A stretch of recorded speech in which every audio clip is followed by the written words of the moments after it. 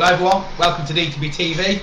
So I will be doing some videos today, quite a few of them, just as I basically get myself back in, getting ready for the new season mode, if you know what I mean. So over the next 48 hours, I will be doing a preview show. I will be doing predicted lineups for Norwich.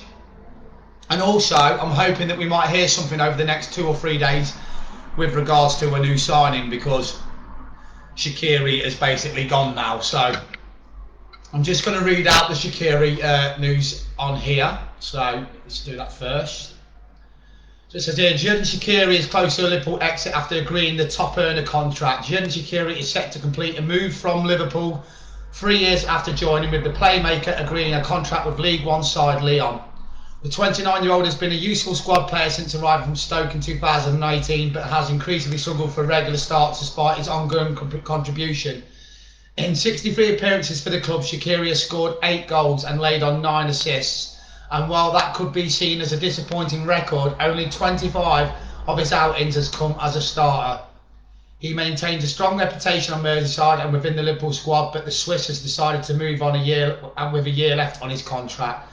Despite expressing his desire to join Lazio in Serie A, saying he would be honoured to play for Maurizio Sarri, Shaqiri is now to join Lyon in the French top flight instead. According to L'Equipe, the 23-year-old has agreed a 3-year contract with the club, which will make him their highest earner following Memphis Depay's move to Barcelona. The deal is worth around 75 grand a week and would take him beyond his 32nd birthday. However, it is stressed that a fee is still to be finalised with Liverpool. Monday saw the club reject the first offer from Lyon, worth just over £5 million, according to Sky Sports, with sources describing the bid as long way short. Sky Sports maintain that Liverpool are seeking a fee of £12.7 million for the midfielder, and the Italian journalist Gianluca Di Marcio reports Sky Italia claims their asking price is actually 6.8. That may be more of a realistic fee, despite the Reds holding on to option to Shaqiri's contract by a further year to particularly fragile post-market with regards to the post-pandemic.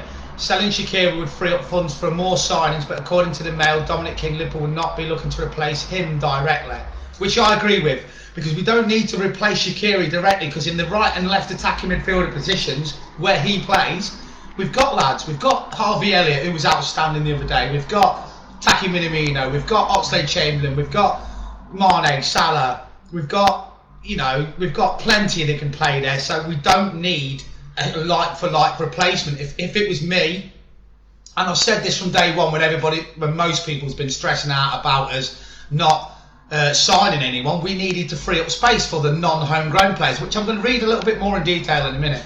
So if it was me, it's all put that egg into one basket now. The funds we've made off Teko Awamni, the money we made off Marco Grujic, the money we made off Harry Wilson, and the money we're now going to make off Shaqiri, that we just go all out for a central midfielder, all out for a centre midfielder or a centre forward. But I think centre midfielder has to happen, and if we only sign one more from now until the end of the window, then I know that a centre midfielder has to be a main priority. It says here, instead, King claims that faith in Harvey Elliott is a major reason why Shaqiri type will not be brought in, with the 18-year-old being given minutes and likely than some in the campaign ahead. Perhaps more interestingly, Shaqiri's exit would free up space in the squad for another non-homegrown player, with further slots to be opened if the likes of Origi and Karius find new clubs. You have to make changes from time to time, but there must be room to do it, Klopp recently told TV.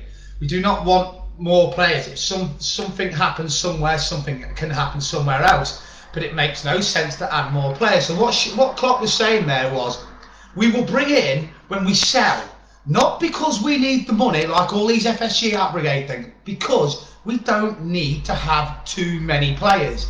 We need one in, one out. Klopp likes a small squad, doesn't like a big squad, and I don't think... I was at Anfield for Sunday and Monday's games, and it was quite scary, really, the demand for transfers that there is, but the amount of players we actually bloody have. I mean, that team on Monday was decent enough to finish in, I'd say, mid-table in the Premier League. You had Thiago, you had Fabinho, you had flipping Harvey Elliott was absolutely brilliant. Well, not Harvey Elliott, what was it? So Chamberlain, you had your mind goes blank when you speak through it. What I mean is that our squad is absolutely brilliant. But yeah, I do agree we do need 2 in maximum, but I've said that from minute 1 anyway. And again, you never see me panicking at all. On here, I never do. Because why do we need to panic with transfers with our club when if you look at the transfers we have brought in under FSG and under Jurgen Klopp?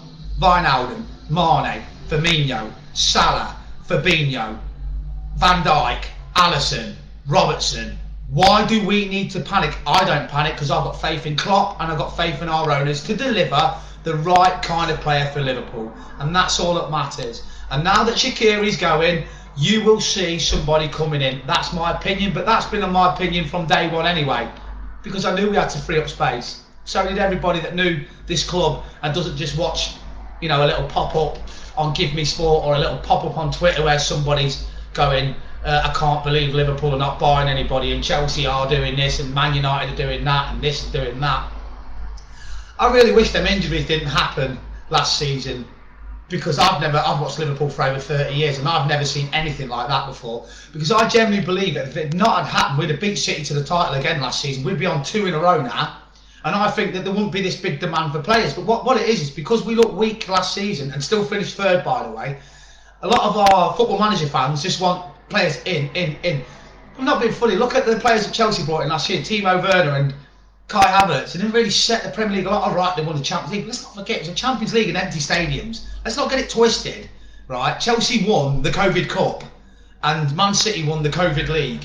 Right, all right, we won half of the league, which was half COVID. But the point is, there's a major difference in terms of having fans in the ground and fans out the ground, right? I was speaking to some Rangers fans yesterday who say that Ibrox is so toxic with the fans in that it was easier for Rangers under Gerrard to go unbeaten because they don't get on your back. Same for Everton. Goodison's toxic. Things ain't going their way, they don't get behind their fans. They absolutely slaughter them and they lose games. Same with West Ham. West Ham had their best league finish last season. Why is that? No fans. They're toxic.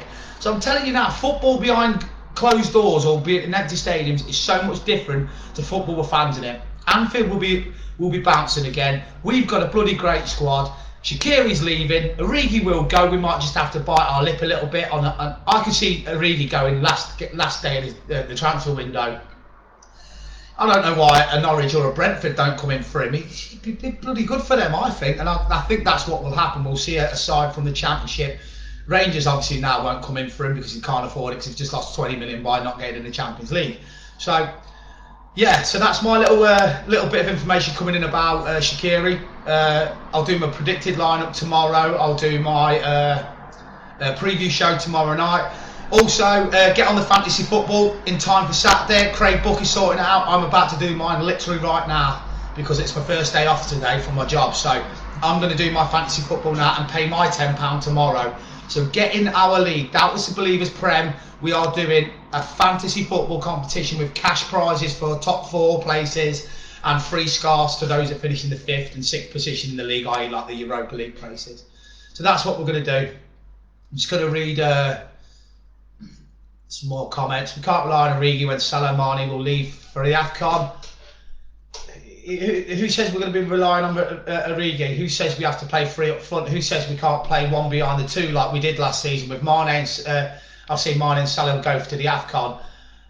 But we've got Diego Jota that can play up there with Bobby Firmino. So there's a 4 up front. So you've got the 2 up front, Bobby and Jota up front. With, say, if you play 1 behind, you could have Thiago behind the front 2, or you could have Harvey Elliott dropping behind the front 2. Let's not forget we've got this Polish striker as well. We will bring in another striker, I'm sure we will. And I think we'll get another striker if, like you say, Subar, whatever your name. Sorry, I'm not good with pronouncing names. If we do sell Origi, we will have to bring in another striker. But the AFCONs are for a month in January. Let's not panic about it because listen, most of the league make games in January, and all the FA Cup and stuff like that. So, I don't know whether Salah and Mane would play that much in January anyway, depending on fixtures, of course. But Liverpool booked for 2:30 p.m. today. Ideas that the rumour is about. Yeah, I've heard that, Stephen, myself, that something might be happening today at 2 o'clock. We'll just have to wait and see. If I hear out and we know anything, it's been kept hush at the moment, then I'll go live and bring it straight to you. It's about our new signing. So, Suba, if you're one of them fans that just say the same, that was boring about 3 weeks ago, that Foking no one. Because it shows the lack of education in what you know about Liverpool Football Club. We've told you on this group, if you've been on this group long enough, that we had to get players out because of the maximum amount of non-homegrown players we had. So Klopp's already said that there were people coming in if people go out. So I don't know how many times I have to keep saying that to people like yourself. If you don't know what is going on at the football club, then I suggest you try and research the club a little bit more. We ain't, and I say this all the time, owned by people that run oil companies or people that run their own countries. We're not owned by Dubai, we're not owned by Russian gangsters. We are owned by a business firm that need to make sure we do things right. And if you want Lionel Messi to play for Liverpool on 850 grand a week, it ain't going to happen. If you want Liverpool to spend 150 million on a player, it isn't going to happen. If you want that as your supportership, as your life, as a fan, as a football fan, PSG, Manchester City are doing that right now. Go support them. Because Liverpool Football Club, and I'll say it again, are not those football clubs. They're cheating. They're absolutely cheating. I don't care what anybody says about it. Jose Font has just come out and said that. Why is every club in the French league having to budget their sales for this season, yet PSG can go out and admit, by the way, that they expect a massive wrath from financial fair play in 3 years' time for this Messi signing. But they want to win the Champions League, so they're not bothered. And why are they not bothered? Because they will not have their title stripped off them even if they break financial fair play. Right? Liverpool have to offload first before we can bring in, because of the size of the squad. So there you go. And that's the last time I'm going to say that now. In fact, the next person that comments anything in regards to making it look like we've got a bunch of idiots running that football club, and let's not forget we won the World Championship, we won the European Cup, we won the Premier League, and we did it on a net spend of £125 million, and Manchester City's and Man United is 800 million. So these people ain't idiots running the club, they're geniuses. Fact, you'll never walk alone.